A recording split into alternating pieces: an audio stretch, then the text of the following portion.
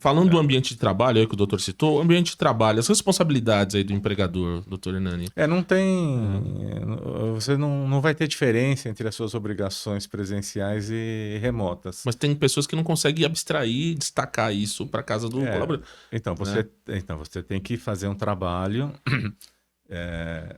conscientizando Uhum, a própria empresa e o sim. empregado de que o fato dele estar trabalhando em teletrabalho, trabalho remoto, na residência, Uhum, não quer dizer que ele deixou de ser um empregado da empresa. sim.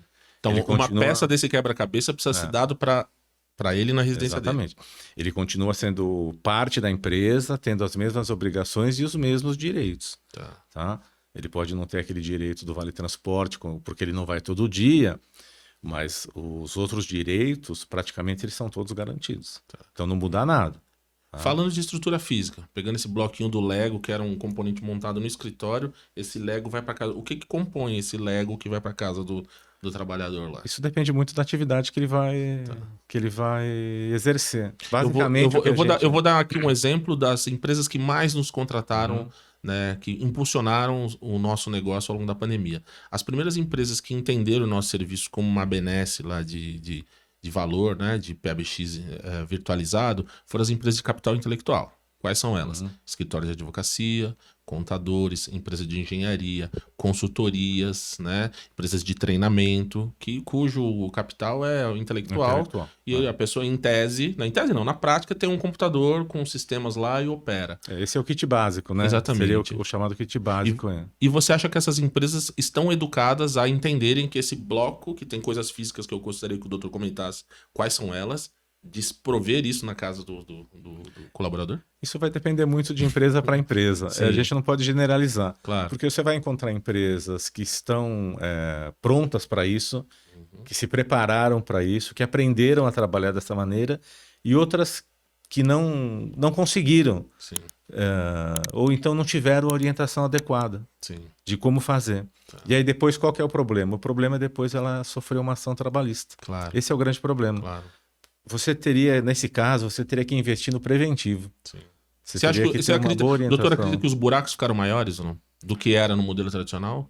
Eu Ou- acho que eles continuam. Acho que Tá, eles continuam. É o que eu te falei. Depende muito da empresa. tá. Se a empresa ela está esquematizada, organizada, ela segue toda a regulamentação, que também não é fácil. A gente sabe Aliás, disso. eu sei, eu já na minha Não. cabeça eu sei até a linha de corte de quem não faz, né? Então, É. mas o ideal seria você tentar fazer o máximo Uhum, para evitar depois um passivo sim, que não vai ser pouco. tá. Se Né? você Então, achar que tá ganhando compensa. dinheiro e no final, né? Exatamente. Você acha que você está economizando nesse momento, Uhum, mas depois lá na frente você vai ver que não adiantou, que essa é a economia que não vale a pena.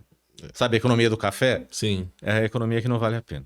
Vou dar um exemplo que acontece conosco, né? Não tô aqui fazendo, né, nenhum alvoroço em cima do que a gente faz, mas assim, uma das primeiras medidas que a gente tomou lá foi subsidiar o acesso à internet da casa do nosso colaborador. Hoje, o nosso colaborador recebe um auxílio para subsídio da internet, que inclusive ele usa Uhum. para a vida dele, né? Sim. A gente não se opõe a isso, que seja um acesso e o subsídio. Uhum. Isso é obrigatoriedade do contratante?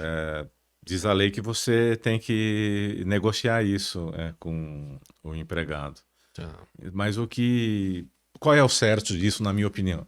O certo disso, na minha opinião, é que você não pode transferir para o empregado o risco do negócio. Sim.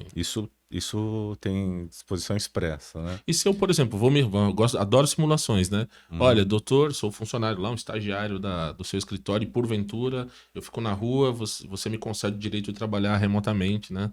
Na minha casa. Eu falo assim, ó, doutor, hoje eu não consigo trabalhar, eu não tenho internet. Ou eu vou ser contratado, você me contrata e não me pergunta, eu falo no primeiro dia de trabalho, não tem internet, eu não consigo trabalhar. Como é que fica essa história?